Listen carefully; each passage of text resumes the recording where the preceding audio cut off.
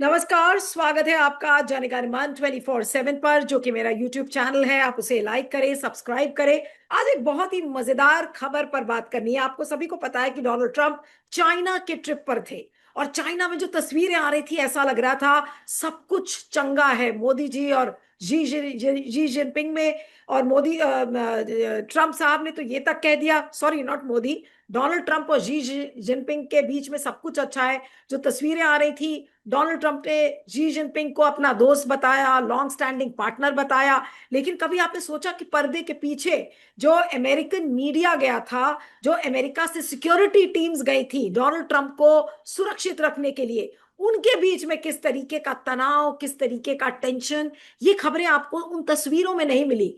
लेकिन उसका सबूत, उस टेंशन का सबूत कब मिला? जब डोनाल्ड ट्रंप अपना एयरफोर्स वन चढ़ने जा रहे थे। चढ़ने के पहले, ठीक चढ़ने के पहले, एक ऐसी तस्वीर सामने आई जिसे देख के हैरानी हो गई सबको। वो क्या थी? वो तस्वीर आपको दिखाएंगे। उस तस्वीर में एक डस्टबिन दिखाया गया है। एयरफोर्स वन, जो डोनाल्ड ट्रंप का हवाई जहाज था, उसके पास एक डस्टबिन रखा था। और उस डस्टबिन में पूरे अमेरिकन डेलीगेशन ने क्या काम किया आपको पता है? सबके पास जो फोन्स थे, जो गिफ्ट्स उनको मिली थी, छोटे छोटे बैजेस, पिन्स, वो सारी चीजें उस बिन में डालकर उसको स्वाहा कर दिया गया। और ये कहा गया कि अमेरिका के प्लेन पर चढ़ने के पहले ये इंश्योर कर लो कि चाइना की कोई भी चीज हमारे अमेरिकन एयरफोर्स वन में नहीं जानी चाहिए। लिहाजा क्या हुआ? पूरे अमेरिकन डेलीगेशन ने, यहां तक कि डोनाल्ड ट्रंप ने भी, उस तस्वीर में है, डोनाल्ड ट्रंप ने भी उस तस्वीर में अपने बर्नर फोन्स, अब जो अमेरिकी डेलीगेशन आया था, कभी आपको पता था कि सब अपने अपने फोन्स और गैजेट्स उस अमेरिका के प्लेन में छोड़कर आए थे?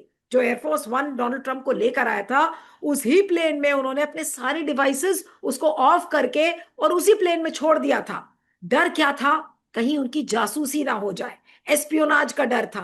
डर यह था कि कोई बग ना डाल दिया जाए उनके डिवाइस में, उनके फोन्स में, और जो भी वो डिवाइस लेकर चल रहे हैं कहीं ऐसा ना हो, क्योंकि चाइनीज टेक्नोलॉजी इतनी आगे है कि उनको पता भी नहीं चलेगा और उनकी बगिंग हो जाएगी।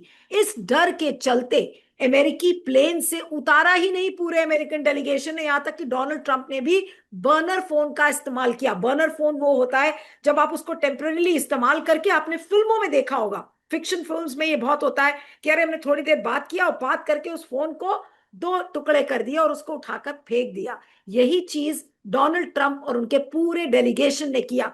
एक तस्वीर है जो कि मैं आपको दिखाऊंगी, और उस तस्वीर में डस्टबिन में डालते हुए तस्वीर है डोनाल्ड ट्रंप की। ये देखिए वो तस्वीर है, आपको फुल स्क्रीन करके भी दिखाएंगे। और वो तस्वीर बड़ी मजेदार है। और ये देखिए, ये तस्वीर है जिसमें डोनाल्ड ट्रंप और उनका पूरा डेलीगेशन ट्रैश डाल रहा है। ट्रैश यानी कि जो बेकार चीजें हो गई हैं, उसमें सारे गैजेट्स हैं। इसमें देखिए डोनाल्ड ट्रंप इसमें फोन्स और जो उनके डिवाइसेस हैं, पिन्स हैं, वो सारी चीजें उन्होंने डाली हुई हैं। और ये सोशल मीडिया पर एक बड़ी खबर बन गया है। और उसको डिटेल्स में आपको बताऊंगी। ये देखिए, एक क्लैश रिपोर्ट नाम का एक ट्वीट है, उसने ट्वीट किया है, before boarding air force one to leave Beijing, the entire US delegation dumped every item given to them by Chinese hosts. भाई चाइनीज उनके होस्ट थे, तो होस्ट का दिया हुआ कोई भी आइटम वो लेकर वापस नहीं चढ़े। उस आइटम्स में क्या क्या था? गिफ्ट थी, बैजेस थे, पिन्स थे, कोमेमोरेटिव आइटम्स, कि भाई आपके यहाँ मेहमान आया तो आपने कोमेमोरेट करने के लिए, फेलिसिटेट करने के लिए आपने उसको कुछ दिया होगा, तो वो कोमेमोरेटिव आइटम्स सब कुछ वेस्ट पेपर बास्केट में डाल दिया, यानी कि बिन में डाल दिया गया। Nothing of Chinese origin got on the plane. अमेरिकी प्लेन पर चाइनीज आइटम चढ़ाने के लिए प्रतिबंध था। The delegation had already left personal devices at home and used clean burner phones through out the trip. यानी कि जो अमेरिकी डेलीगेशन आया था, उसने अपने ओरिजिनल अमेरिकन डिवाइसेस सब कुछ घर छोड़कर आए थे, और वो क्लीन बर्नर फोन्स लेकर आए थे कि भाई ठीक है, 2-3 दिन के लिए हम चाइना में रहेंगे और उसके बाद हम इन सारे आइटम्स को हटा देंगे। बहुत सारी तस्वीरें आ रही हैं, और तस्वीरों में बार बार डोनाल्ड ट्रंप देखे जा सकते हैं। आपके स्क्रीन पर भी आएगी वो तस्वीर जिसमें कि डोनाल्ड ट्रंप दिखा रहे हैं कि डस्टबिन में वो चीजें डालते हुए नजर आ रहे हैं, और उसमें तार, phones, gadgets, pins, commemorative items, बहुत सारे आइटम्स हैं जिसके बारे में मैंने आपको बताया है कि वो देखते हुए नजर आ रहे हैं। अब एक मैल्यूमे नाम का एक ट्विटर हैंडल है, उसने लिखा है the US delegation leaving China look like a crime scene clean up. जब क्राइम सीन यानी कि जब आप खून या हत्या कर देते हैं, उसके बाद क्या होता है, जो मुजरिम होता है या जो हत्यारा होता है वो क्या करता है, वो क्राइम सीन से खून के धब्बे या कोई आइटम की उसके क्राइम का या अपराध का कोई सबूत ना मिले, उस तरीके से सबूत को हटाया गया। Everyone dumping Chinese issued gadgets into a bin like they were radioactive. Burner phones, badges, accreditations, all gone. Cybersecurity so serious that it turned into a Tom and Jerry geopolitics edition. यानी कि cyber security का मसला अब इतना ज्यादा गंभीर हो चुका है और इतना ज्यादा डिस्ट्रस्ट है, सोचिए अमेरिका और चाइना में, कि कैमरे पर दिखाने के लिए तो हम बड़े अच्छे दोस्त हैं, लेकिन जो प्रेस की टीम वहां गई थी, जो सिक्योरिटी ऑफिशियल्स गए हुए थे, उनके लिए कितना बड़ा खौफ था, वो ये चित्र दिखाता है अपने आप में, और उसी के बारे में मैं आपको बता रही हूं। अब ईरान टाइम्स ने भी इस तस्वीर को ट्वीट किया है। अब ईरान को तो ये मौका मिल गया और ईरान इसको एक बड़ी खबर के रूप में बना रहा है। ये देखिए, बीजिंग में डोनाल्ड ट्रंप कुछ कान में कहते हुए नजर आ रहे हैं जी जिनपिंग के, और ईरान टाइम्स उसको ट्वीट कर रहा है, before boarding air force one in Beijing the entire US delegation reportedly discarded all gifts, badges, pins, and commemorative items from Chinese hosts, with only burner phones used throughout the trip. अब ये पहली बार ये खबरें आई हैं, जब डोनाल्ड ट्रंप चढ़ने वाले हैं अपने प्लेन में, उसके बाद ये खबरें आई हैं कि बर्नर फोन्स लेकर सारे लोग आए थे। और इसके बारे में अब पता चल रहा है जब वो वापस अमेरिका जा रहे हैं, यानी कि इतनी चाइना की बेइज्जती करते हुए डोनाल्ड ट्रंप जा रहे हैं, चाइना को ये कहते हुए जा रहे हैं कि ठीक है, हम आपकी धरती तो छोड़ रहे हैं, लेकिन आपका दिया हुआ एक तिनका हम अपने साथ अपने देश में हम नहीं लेके जाएंगे। फॉक्स एंड फ्रेंड्स नाम का एक ट्विटर हैंडल है, उसके बारे में भी बता देते हैं, बड़ी मजेदार चीजें उसमें लिखी हुई है, और उसके बाद हम चर्चा अपने मेहमान के साथ जारी करेंगे। उन्होंने लिखा है बर्न एंड बेरी, बड़ा मजेदार सा एक टाइटल है। फॉक्स एंड फ्रेंड्स नाम का ट्विटर हैंडल, उसने लिखा है burn and bury. Burner phones had to be deployed and destroyed completely by US delegation members traveling to China with President Trump to survive Beijing's extreme espionage threats. उनको ये डर था कि आपके फोन्स में बग लगाकर किसी भी तरीके से आपके फोन की जासूसी की जाएगी। और जाहिर सी बात है कि एप्स्टीन फाइल्स में जब उन्होंने अपने हाथ जला लिए तो उनको पता है कि कोई भी देश में क्या हो सकता है। इसलिए सोचिए, ये सारे एहतियात डोनाल्ड ट्रंप ने बरते, उनके पूरे अमेरिकन डेलीगेशन ने इन सारे एहतियातों को बरता।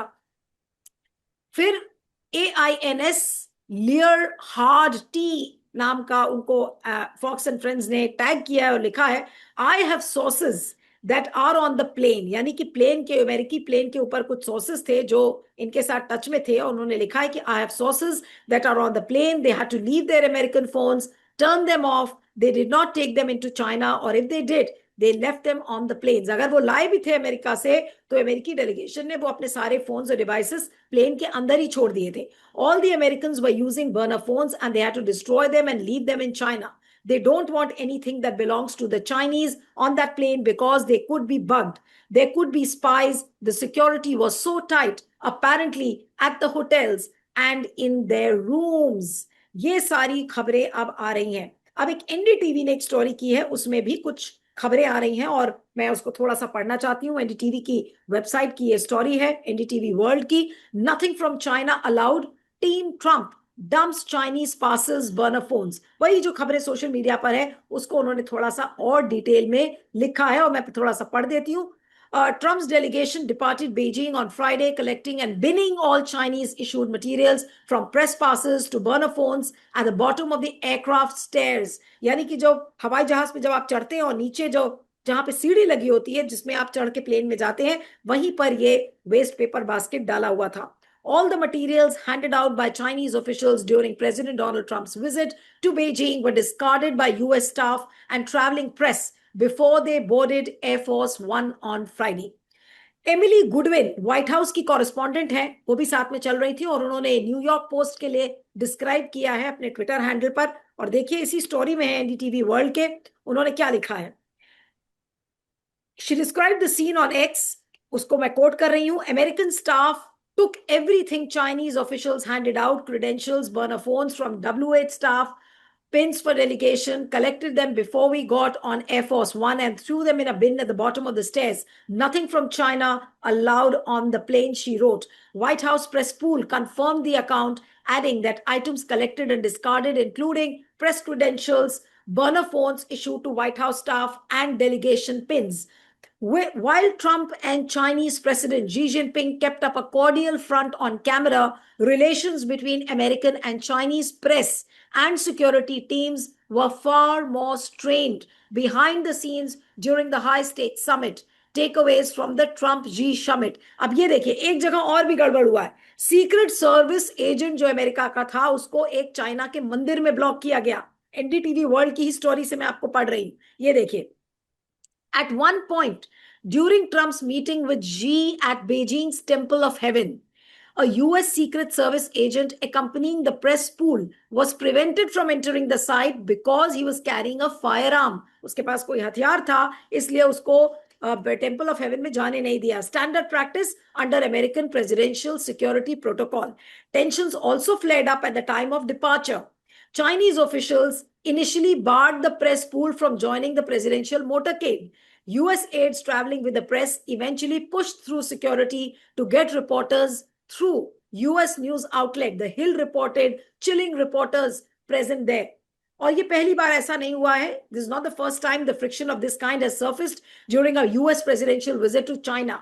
When former President Barack Obama traveled to Hangzhou in 2016 for the G20 summit, US and Chinese staff exchanged heated words over how many Americans would be permitted to accompany Obama into his meeting with Xi, according to a report by the New York Times. तो ये है लब्बो लवाब. अब ये क्या कहेंगे इस खबर पर? ये तो बिल्कुल ऐसा लग रहा है कि क्राइम सीन से सबूत मिटाकर और डोनाल्ड ट्रंप चल दिए, या फिर हम दूसरा इसका इंटरप्रिटेशन करें कि डोनाल्ड ट्रंप की हालत इतनी पतली थी चाइना में कि किसी तरीके से वो जान छुड़ाकर अपने एयरफोर्स वन में वो भागे हैं वापस अमेरिका.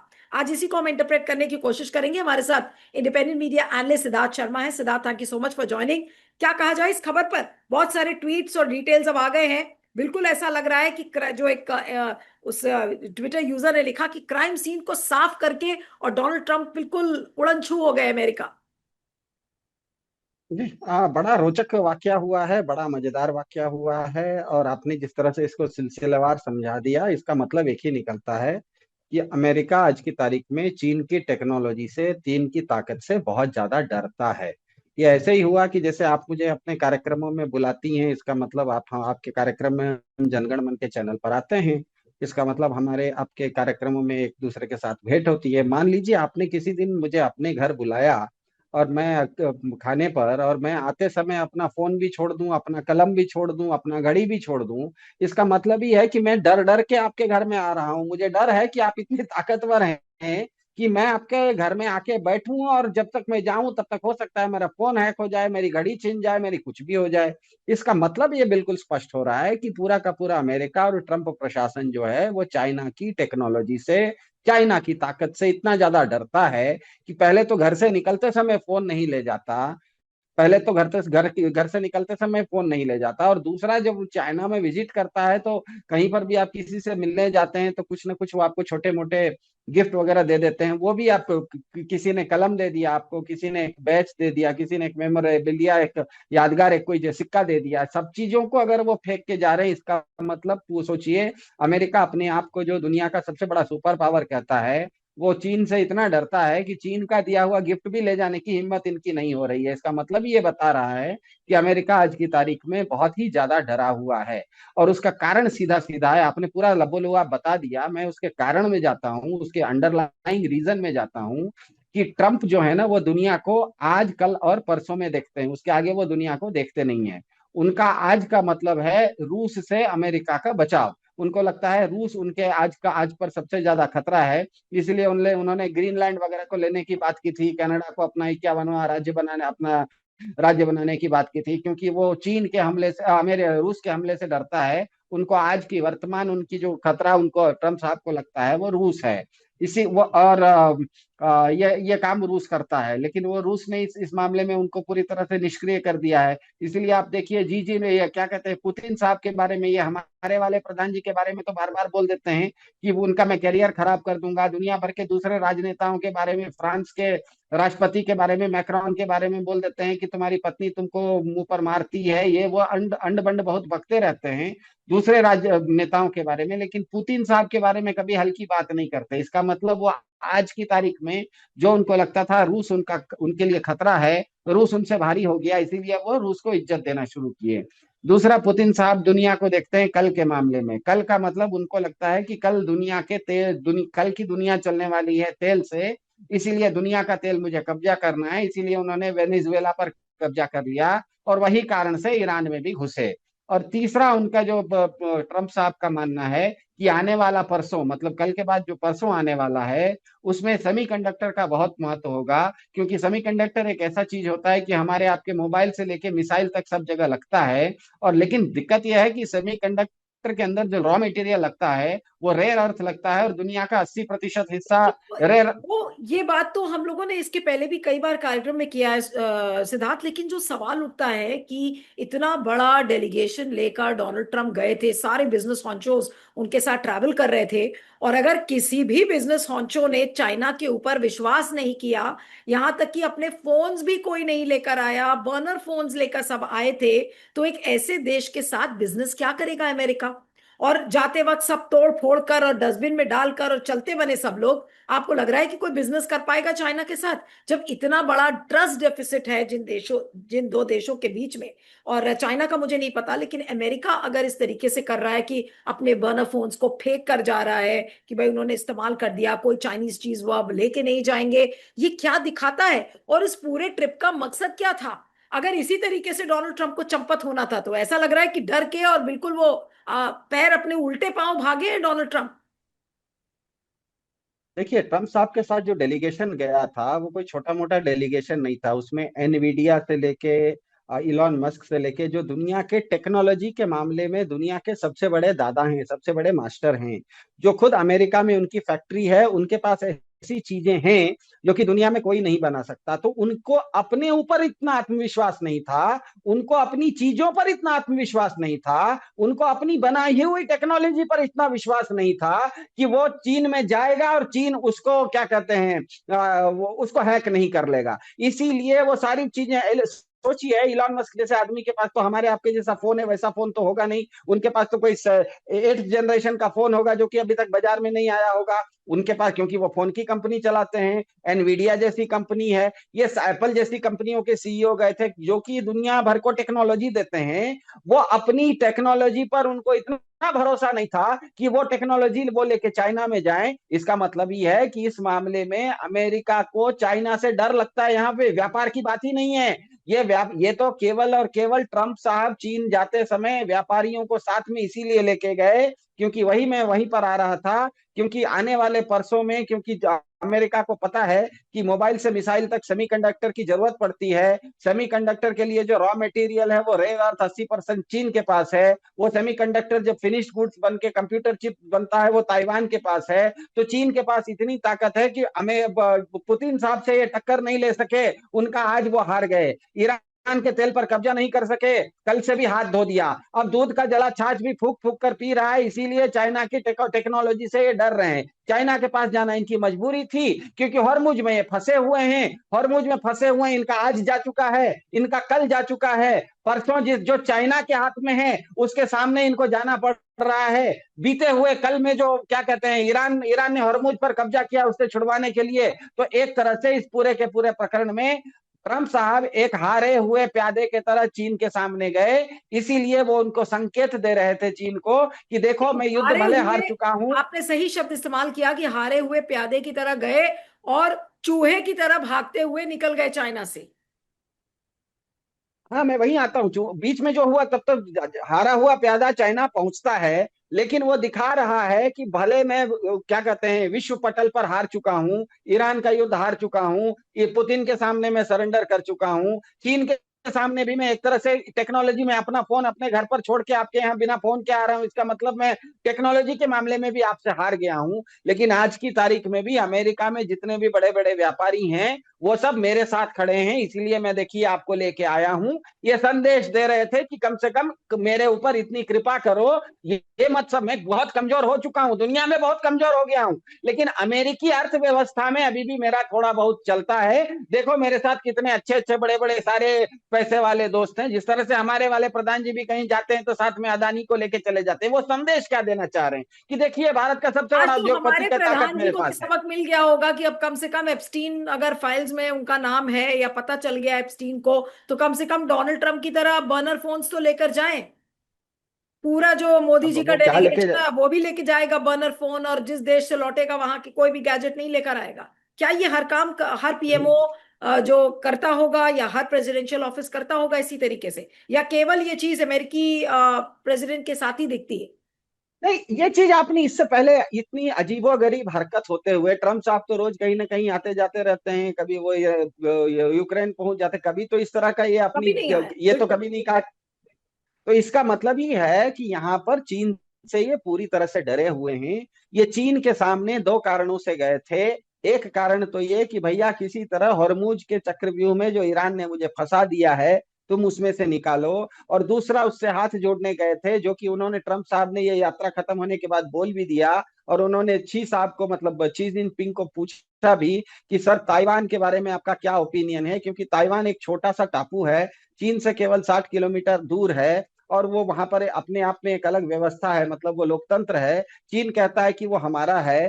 ताइवान को बचाने का काम आज तक तो अमेरिका कर रहा था, क्योंकि अमेरिकी नौसेना की जो सबसे बड़ा बेड़ा है, जिसे सातवां बेड़ा कहा जाता है, वो सबसे बड़ा बेड़ा अमेरिका में न रह के जापान में रहता है, योकोहामा के पास, जो कि ताइवान को बचाने का काम करता है। इस ईरान युद्ध में वहां से भी जहाजों को इनको ले जाके लगना पड़ा होर्मुज में। अब इनको ये डर लग गया है कि कहीं अगर शी जिनपिंग चाइना ताइवान पर भी कब्जा कर लेगा तो ताइवान से सीधे सीधे अमेरिका की 95% सेमीकंडक्टर, मिसाइल से लेके मोबाइल फोन में लगने वाला, मतलब पूरा का पूरा कंप्यूटर इंडस्ट्री, कंप्यूटर की जो आत्मा होती है, हमारे आपके फोन में भी सबसे सस्ते से सस्ते 8,000 रुपए के एंड्रॉयड फोन में भी करीब करीब 2,000 रुपए का एक छोटा सा चिप होता है। वो चिप बनाने बनता है ताइवान में, लेकिन वो चिप बनाने की चीजें मिलती है चीन में।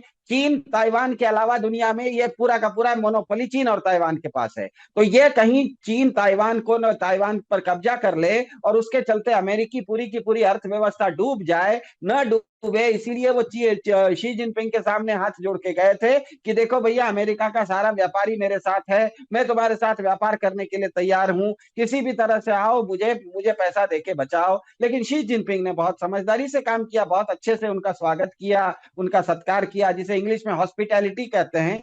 हॉस्पिटैलिटी में कोई कमी नहीं की, आप भगत ठीक से किया, लेकिन कोई भी बात उनकी, एक भी अमेरिका की बात उसने नहीं मानी। उसने बोला ताइवान को मुझे जो करना है मैं करूंगा, ईरान के बारे में हरमुज में बोला तो हमको जो करना है हम करेंगे।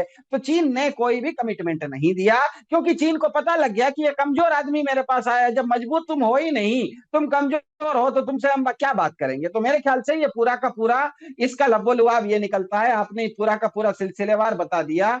ट्रंप साहब ने जो गलतफहमी में दुनिया को आज कल और परसों में देख रहे थे, आज की तारीख में रशिया उनके लिए खतरा था, पुतिन साहब ने उनको सीधा कर दिया। कल की तारीख में उनको तेल की जरूरत थी, ईरान ने उससे उनको वहां पर परास्त कर दिया, और आने वाले परसों में उनको सेमीकंडक्टर की जरूरत थी, चीन ने उनको परास्त कर दिया। कुल मिला के इसका मतलब ये बनता है कि ट्रंप साहब और अमेरिका ग्लोबल राजनीति में, जिसे कहते हैं भू राजनीति में, अब उनकी ताकत करीब करीब खत्म हो गई है। अब जो भू राजनीति है उसमें अमेरिका कोई ज्यादा रहा नहीं। अब आप आज की तारीख में भी जो भी अमेरिका के पाले में बैठा हुआ है उससे बड़ा मूर्खता कोई नहीं कर रहा है, क्योंकि अमेरिका अब हारा हुआ खिलाड़ी है। आखिरी सवाल बस कि डोनाल्ड ट्रंप क्या और किसी देश में अगर जाएंगे तो क्या इसी तरीके की हरकत करेंगे कि अपने हवाई जहाज के स्टेयरकेस के किनारे एक वेस्ट पेपर बिन रखकर और उसमें सारे अपने गैजेट्स को डाल देंगे? क्या भारत आएंगे तो वो करेंगे, या फिर कहीं और किसी देश में जाएंगे तो वो ऐसा करते हुए नजर आएंगे, आपको लगता है? नहीं, क्योंकि उनको चीन की टेक्नोलॉजी से डर है इसीलिए किया। वो बाकी किसी देशों के साथ ऐसा नहीं करते हैं, क्योंकि उनको अपनी टेक्नोलॉजी पर इतना भरोसा रहता है कि ये सब छोटे मोटे देश मेरी टेक्नोलॉजी में हाथ नहीं लगा सकते। थे। लेकिन चीन, क्योंकि वो टेक्नोलॉजी, मान लीजिए इलॉन मस्क के पास, क्योंकि दुनिया के सबसे बड़े आविष्कारक हैं, बहुत अमीर आदमी हैं, फोन की कंपनियां चलाते हैं, तो ये मानने का पूरा आधार है नीलू जी, कि मैं और आप जो आईफोन या कोई भी फोन यूज करते हैं, उससे कम से कम 4 जनरेशन आगे का कोई ना कोई ऐसा फोन जो कि बाजार में नहीं है, वो इलॉन मस्क उपयोग करते हैं। लेकिन वो इलॉन मस्क भी अगर चाइना के उस फोन के अंदर भी, भले वो 8वां जनरेशन का फोन हो, लेकिन उस फोन के अंदर भी जो आत्मा है, जो सेमीकंडक्टर और चिप है, वो वही चीन से आती है। इसीलिए वो चीन से इतना डरते हैं कि दूसरे देशों में जाएंगे तो उनको कोई दिक्कत नहीं है, क्योंकि उनको अपनी टेक्नोलॉजी पे भरोसा है। यहाँ पर ये मान के चलिए कि एक शेर है, बाकी सब सियार हैं, और एक बब्बर शेर है। तो शेर जब सियार के घर में जाता है तो बिना डरे हुए जाता है, लेकिन शेर जब बब्बर शेर से उसका सामना हो जाता है तो थोड़ा डर जाता है। तो लेकिन अमेरिका शेर हाँ, है, लेकिन चीन अब बब्बर शेर है।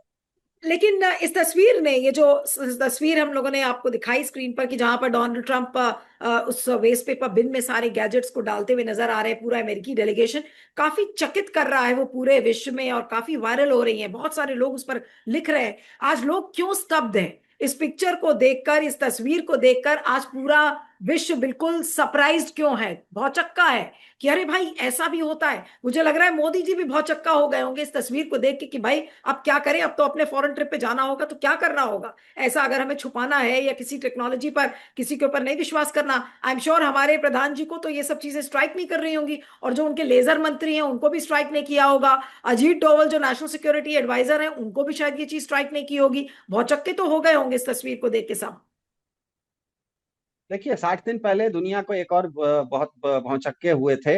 60 दिन पहले, जिस दिन ईरान के ऊपर अमेरिका ने हमला किया था, उस समय दुनिया के अधिकतर लोग ये मानते थे कि ईरान जो है वो कोई बहुत ज्यादा पिछड़ा हुआ देश है, वो धार्मिक अतिवादी देश है। अमेरिका वाले तो यहाँ तक कहते थे, अमेरिका के मानने वाले, कि ईरान आतंकवादी देश है। लेकिन 60 दिन में ईरान ने बता दिया कि वो न तो आतंकवादी देश है, न तो वो धार्मिक देश है। वो टेक्नोलॉजी में इतना ताकतवर है, उसके पास इतने सारे मिसाइल हैं कि एक साथ 15 देशों को वो निपट दे सकता है। उसके पास इतनी ज्यादा ताकत है कि दुनिया की 1/3 तेल को वो हरमुज में रोक सकता है। तो एक पहली बार भौचक्का। तो भौचक्का लोग तब होता है जब आपका आकलन गलत होता है, आप प्रचार के कारण किसी चीज को गलत समझ लेते हैं। ईरान बहुत पहले, ऐसा तो नहीं है कि रातों रात अमेरिका ने हमला किया उसके बाद ईरान ताकतवर हो गया। ईरान पहले से ताकतवर था, लेकिन प्रचार किया गया था उसके बारे में गलत। प्रचार ये था कि ईरान से ज्यादा ताकतवर इजराइल है, और जैसे ही असलियत का सामना हुआ, सारे लोग भौचक्का रह गए। उसी तरह से आज की तारीख में दुनिया भर में आप पढ़े लिखे लोगों को भी पूछिए, सारे लोग कहेंगे कि टेक्नोलॉजी के मामले में ना अमेरिका सबसे नंबर 1 पर है। ये एक सामान्य सी धारणा है कि दुनिया की सबसे बेहतरीन हैवी हाईटेक चीजें जो है वो अमेरिका में बनती हैं। लेकिन चीन ने यह साबित कर दिया कि आपसे आगे मैं टेक्नोलॉजी में जा चुका हूं। इसीलिए जो असलियत जिस दिन इनको पता लगी, तो ये क्या किए, इनको पता था कि मैं तो शेर हूं, लेकिन इस बार मेरा बब्बर शेर से सामना हो रहा है टेक्नोलॉजी के मामले में। तो इसीलिए आप जो कह रहे हैं कि दुनिया भौचक्का क्यों है, दुनिया इसीलिए भौचक्का है कि कल तक हमें लग रहा था कि अमेरिका सबसे टेक्नोलॉजी में पावरफुल है। आज समझ में आ गया कि चीन सबसे पावरफुल है, अमेरिका भी अपनी टेक्नोलॉजी चीन के सामने बिल्कुल डरता है। बिल्कुल। तो ये भौचक्का होने का ये कारण है। इसे इंग्लिश में कहते हैं अंडर एस्टिमेशन। आप किसी चीज को आकलन करते समय गलत आकलन कर लीजिए, क्योंकि आप असलियत से आकलन नहीं करते हैं। आप प्रचार में हम प्रचार किया जाता है कि अमेरिका बहुत ताकतवर है, बहुत ताकतवर है। हमारे प्रधान जी को भी लगा कि हाँ अमेरिका बहुत ताकतवर है, वेनेजुएला पे 4 घंटे में कब्जा कर लिया था, ईरान पे 4 घंटे में कर लेगा। खड़े हो गए जाके अमेरिका और इसराइल के साथ, जय फादरलैंड कर दिए। अब असलियत कुछ दूसरी थी। असलियत ये थी कि ताकतवर तो ज्यादा ईरान था। तो कभी भी अपने निष्कर्षों को प्रचार के आधार पर नहीं करना चाहिए। आजकल दुनिया में काफी सारा रिसर्च हो सकता है, हमारे फोन में भी रिसर्च हो सकता है। कभी भी जनगण मन के दर्शकों से मेरा निवेदन है, किसी की भी कही हुई बातों को प्रचार के आधार पर अपने निष्कर्ष को मत बनाइए। आदि शंकराचार्य आज से 1200 साल पहले भारत में हुए थे, उन्होंने बहुत अच्छा सूत्र दिया है, ज्ञानम वस्तु तंत्रम न पुरुष तंत्रम। किसी ने कहा इसीलिए वो बात मत मानो। कोई चीज को समझना है, उस चीज को खुद समझ लो, तुमको ज्ञान हो जाएगा। तो आप कभी भी किसी भी निष्कर्ष पर पहुंचना है तो प्रचार के आधार पर मत पहुंचिए, अपने विचार के आधार पर पहुंचिए, तो सही निष्कर्ष पर पहुंचेंगे। प्रचार के आधार पर पहुंचेंगे तो ईरान को आतंकवादी देश मान के चलेंगे और ईरान निकल जाएगा। बम सबसे सबसे ज्यादा टेक्नोलॉजी स्ट्रांग आप चीन के बदले अमेरिका को टेक्नोलॉजी के मामले में सबसे आगे देश मानेंगे, और अचानक रातों रात पता लगेगा कि चीन बड़ा है। कल तक आप गलत फहमी में थे कि विश्व गुरु हम हैं, पता लग रहा है कि वो ईरान विश्व गुरु बन गया, और मुझ की खाड़ी तो उसके हाथ में है। तो इस तरह से रोज आप गलत आकलन, क्योंकि प्रचार आधारित आप निष्कर्ष निकाल रहे हैं, उस गलती से हमें बचना चाहिए। प्रचार आधारित निष्कर्ष पर मत पहुंचिए, अपने विचार से निष्कर्ष पर पहुंचिए। चलिए, आपका बहुत बहुत शुक्रिया Siddharth, thank you so much for joining, thank you.